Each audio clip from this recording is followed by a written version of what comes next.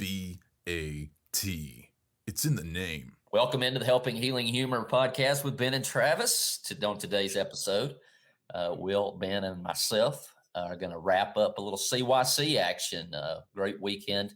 And of course, we'll get to that discussion right after these important messages.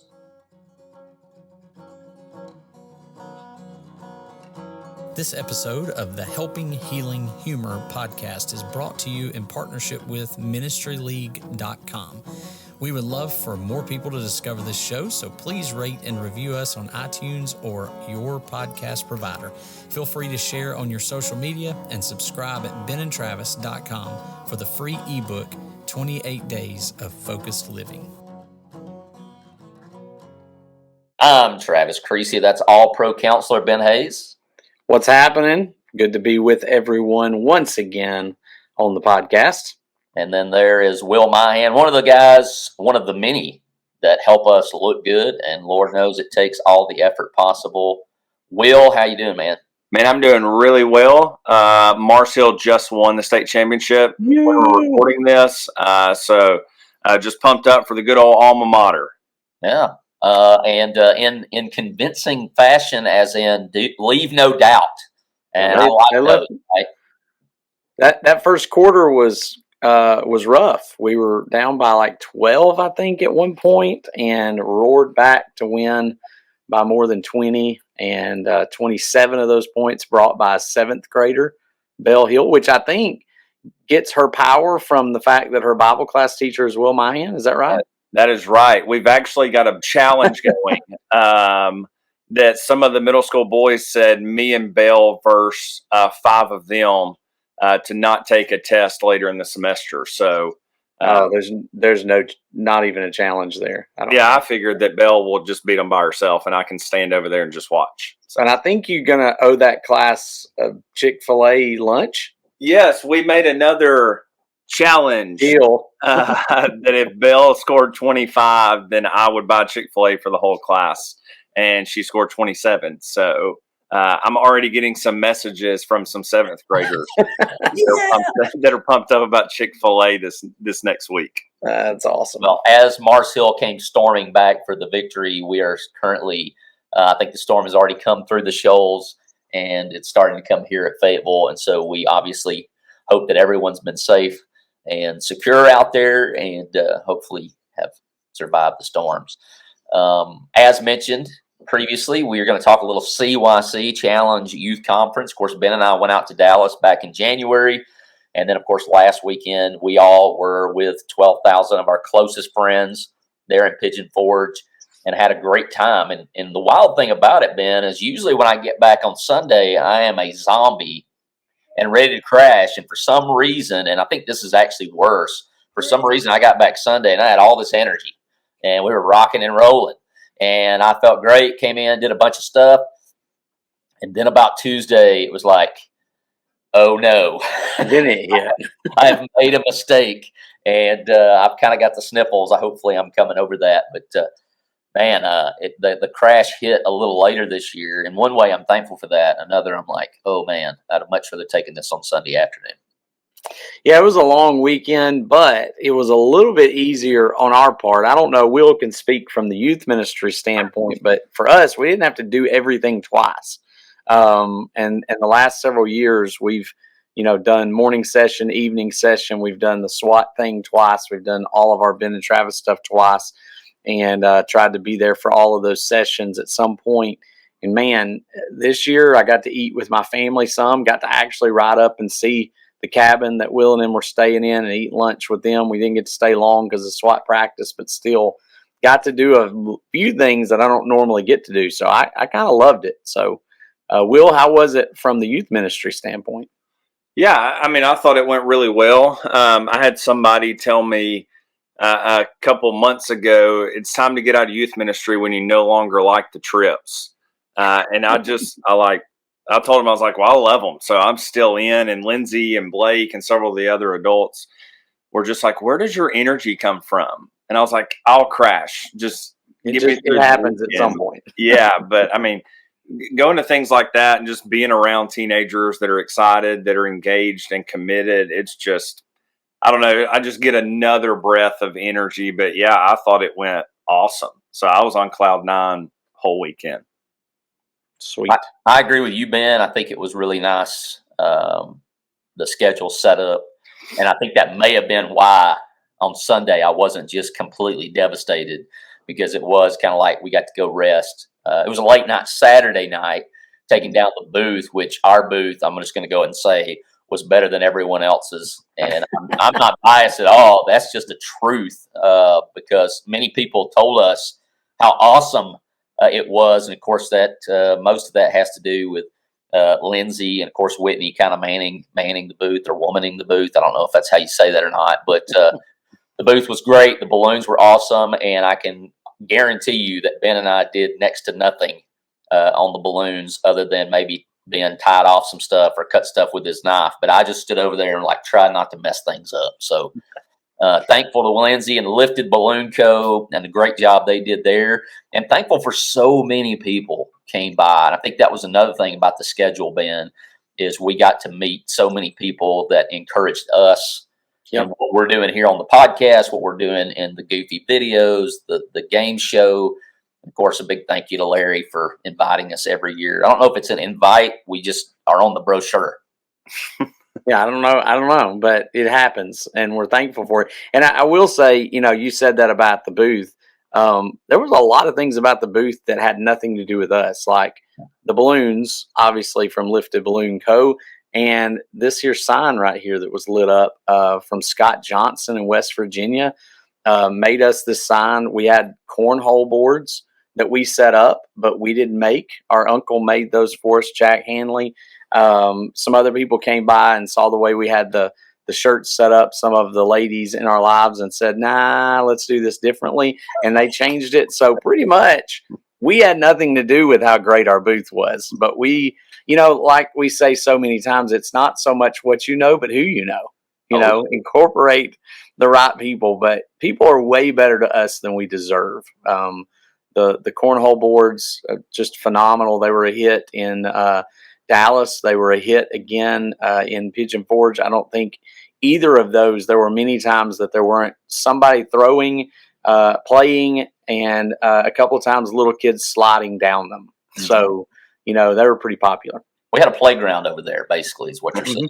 And basically, great. And that's what made it great. Scott's ability to do this is just phenomenal. And the fact that he thought of us and was kind enough to do one of those for us, pretty cool too. Yeah, the West Virginia folks are just too kind. They invited us back. We're actually going to be up there this coming weekend after this podcast drops. So, if you're like, what has Ben and Travis up to this weekend? You can thank the West Virginia people for keeping us busy and out of everyone else's hair. But looking forward to go up there for our mental health workshop, the Helping Healing Humor mental health workshop. Will, what are some takeaways that you got from the weekend, either from speakers, statement, just things that you kind of walked away with? Man, I'll tell you, the one thing, of course, the speakers were great. I think this was the first year that TJ Kirk, one of the vice presidents at Freed Hardeman, spoke and just laid the smackdown. Lowered the boom. The people's elbow was laid out. So if you're in the Shoals area, we've got him coming to the youth series next month, I believe. Oh, wow. So pretty excited about that. But Ralph did good. Ralph was funny. He was just his typical self. Reed, I don't say much good about Reed just because I had to work with him for several years. But I thought all the speakers were great. The thing that I take away every year is how good our young people are in the church. It's just, and I know as I get older, I even look at this generation that's younger than me and, here's this bad thing or that bad thing, just like generations before me said about my generation. But you really come to CYC and things like that, and you truly see how invested the young people of the church are in the church. And I think that's just incredibly encouraging. Of course, my group, I do things a little different probably than every other youth minister, but the moment we walk in, we take up all their phones for the weekend, for every session. And, all these adults are like, oh, they'll never do that. They never complain once. They take notes the entire time. They do better than the majority of the adults in the room. Get up. I get my group there probably way too early, to get on the front row and just never hear a single complaint. At least they don't complain to me. They may complain to each other. But it's just cool to go, hey, here are teenagers that are really willing to engage in a spiritual weekend, because we don't make the weekend about a whole lot of fun. We have fun, but like we don't go to all these different attractions up there or whatever. We just go and it's spiritual, and they rock it. And so I don't know that's not any credit to me. I really believe it's just a credit to our families and parents and our kids just being mature. And you see that across the board with 12,000 other people. And so that to me is probably the most encouraging, no matter who's speaking, because it didn't matter. I know some people, it was hard sometimes for me to follow Ralph in college, and I've got 13-year-olds over there just hammering notebooks, taking notes with what Ralph is pushing. And so it doesn't matter who's speaking. They were doing their absolute best to be engaged. And I just walk away feeling really blessed to be a part of their lives, in that. Unless somebody hears what you say and thinks about doing what you're going to do, he doesn't take up the cell phones for the whole weekend. Yeah. For each of the sessions. I just didn't want somebody to get in really bad trouble with parents and kids because they try to do what you do. Well, Will does it and it works out great. No, he takes them up for the sessions and gives them back. But the spiritual stuff, we take out those distractions, which was interesting, because that was all about TJ's lesson, was getting past the distractions. And we got back to the cabin and one of our teenagers was like, hey, I get why you do that now. I was like, finally it worked, confirmation there. So I may need you to take mine away next year. For real. But Ben, what about you, man? What you got? I was going to say TJ Kirk. I was just super impressed with him. I've never heard him speak. And I just thought his lesson was fantastic. His delivery was fantastic. It was awesome all the way around. And I guess on top of that, I just love the fact, and I've heard several people refer to it this way as a family reunion. It's like a large family reunion. And I feel that way every year. We ran into people we went to Freed with, got to talk to some that we haven't talked to in years. Who still want to talk to us. Yeah. And for some reason still want to talk to us. Ran into people who are at Maywood with us every year. Important, good connections at Maywood.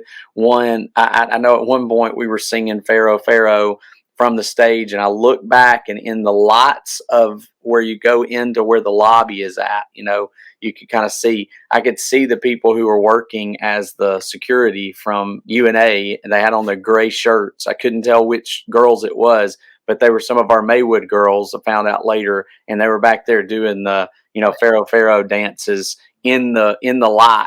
So, those from Maywood, from Freed, from West Virginia, from, out in Missouri when we were in Dallas, some of our Missouri friends came. And so every year it's like you get to see some of the people that maybe you only get to see see them once a year. You get to hang out with them, hug their neck, catch up a little bit.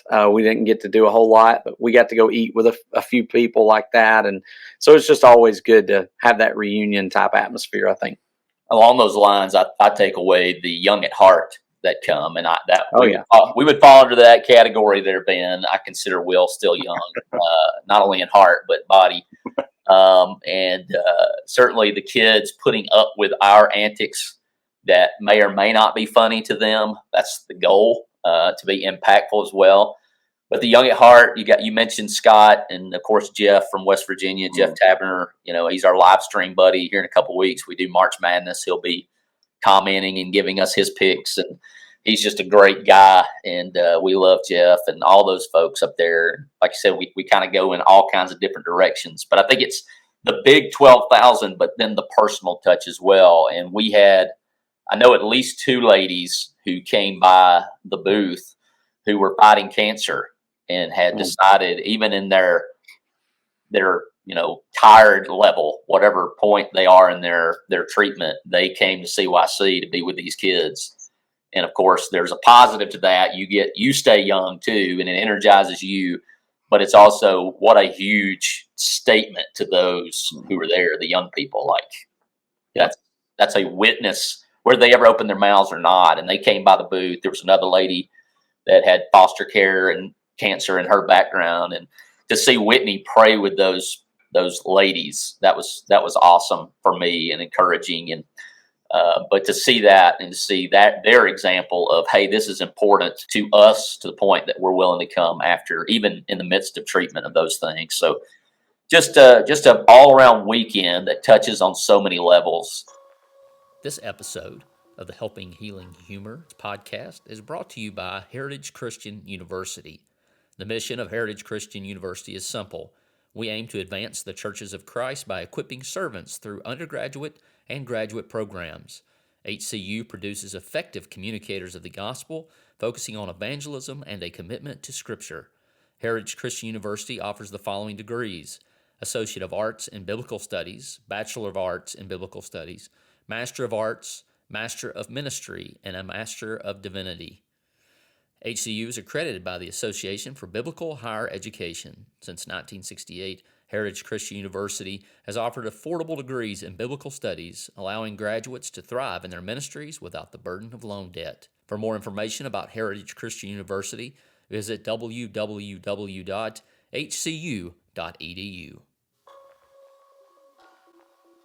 The Heritage Christian University question of the day is, and Ben and I are both in Skits for the Truth, the SWAT crew, and there goes my lights a little bit.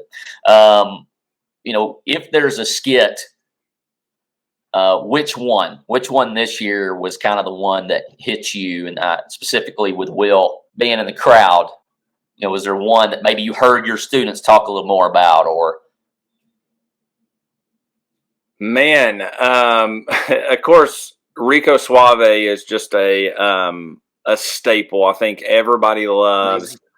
Yeah, I think everybody loves Rico. The one that hit home the most, I think, of course, y'all were doing, red flags. I think that was, everybody saw that consistently through the show. But there was one point when I guess somebody was on their phone. And it was like, hey, you probably shouldn't send that. You probably shouldn't do that. And it was like a red flag. And Lindsay looked over and she was like, hey, that kind of fits like you and Ben and Travis and Blake. And I was like, okay, touche. Maybe I shouldn't talk bad about, whatever. my answer just changed. Thanks, Lindsay. But, I think all of those did really, really well. I thought personally, the very end reminded me very much of a couple years ago or last year with the Angels. Kind of that last little meeting of the minds and just kind of leaving it and going, hey, that's a whole lot more impactful than just a 2-minute skit, And so all the red flag stuff really stuck out. Of course, the kids just loved Rico Suave for sure. Absolutely. Ben, what you got, man?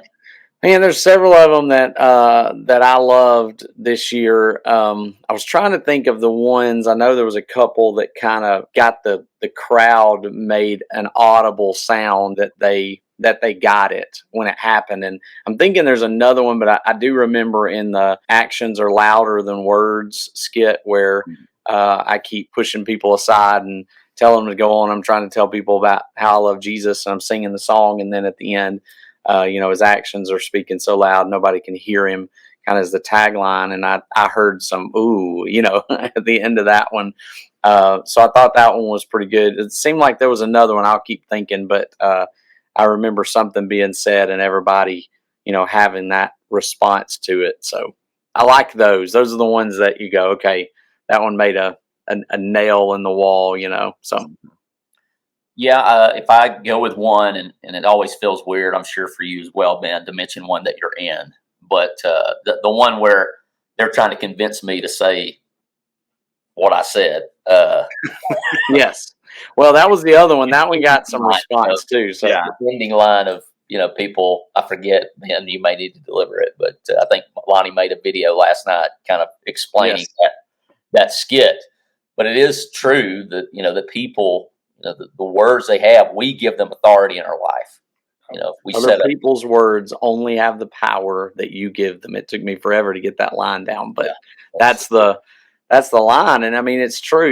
We hear people say all sorts of things, and we ignore it. We won't accept the positive words of help. But man, if somebody says a negative thing, that's the thing we take home with us. I do that preaching. Somebody's good job, good job, good job, good job. You get 100 of them, and somebody goes, I didn't like that. And that's the one you take home with you for some reason. Yeah, but if you're doing something that's impactful or worth doing, there's going to be criticism. And that's kind of also the balance to have there. But I really like that skit because I think it goes with even a higher meaning that I've been thinking about. It's kind of been marinating with me all week is Jesus' words.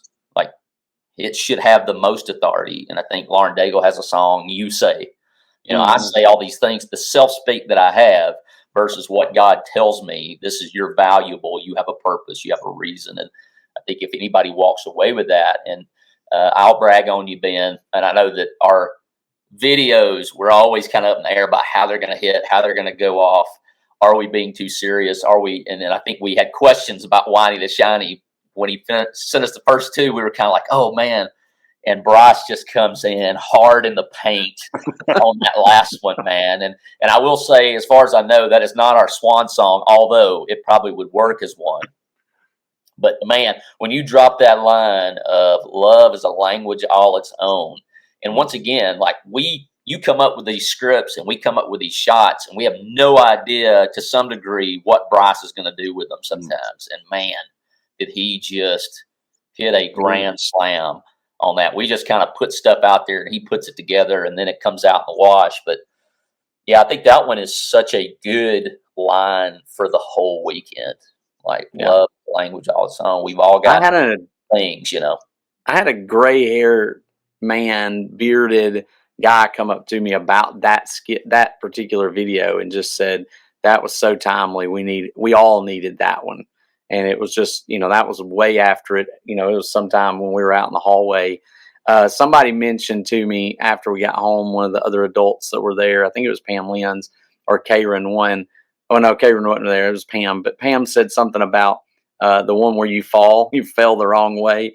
And she said the people, like where she was sitting toward the back, laughed for like 5 minutes about that. So apparently that one hit really well too. Not just the meaning of it, but the humor of it went over really well. So the humor that hit in our section was the skit that dealt with the church signs, like what's good, awesome. And I don't know if it was Michael or whoever was reading them said, "Hey, this is a really good one." Of course, it was terrible. And a lady 3 rows behind Lindsay and I was like, leaned over. You could hear her go, "Hey, we need to put that one on the sign Sunday." I was like, "Oh man!" But the best part of that skit is when he said, and I'm not sure that it hit with too many people, but those who know, he said, "I'm too awkward." They said I was too awkward to work in the booth, and I just thought that was an amazing line. Great line. It's a great line. I loved it. We love our booth people and we love our sign people. But it's just we're not getting great done. But if you would do us a favor, and if you're watching this on Facebook or YouTube, comment. Go in the comment section and leave maybe your favorite skit or which one hit you, or maybe one that hits you like it didn't hit anybody else, maybe even around you. I know the SWAT guys, we love hearing what was impactful, what's not, because we want to be better. We want to have even better skits in the future. And, of course, if you're listening to this on your podcast provider, if there's a way to rate and review, we'd love your 5-star rating. And maybe when you review, drop in there maybe your favorite Skits with the Truth skit, or maybe the videos and what you liked about them, what you didn't, mainly what you did. But because we're hopefully going to be making those in the future, and we'd love to do that and do it well. So, guys, I appreciate your time in the midst of the storms and the celebration of the basketball championship. Congratulations to the Mars Hill Lady Panthers Right. in their state championship victory. I know the boys got real close too. So Final shout out Four to them as Yep. well. Yeah, it was an awesome day for them, and you can tell it's a weather day for all of us because we're all in our ball caps and our t-shirts and Relax. trying to keep it comfortable. I would have been at my house too, and I realized I didn't have my microphone, so I just came up to the church to jump on here. And again, thanks to all of our people who are so good to us. You guys who are making the podcast continue to go strong. Share it with folks, and we love you and we appreciate all of you. Thanks for being with us for this episode of the Helping Healing Humor podcast.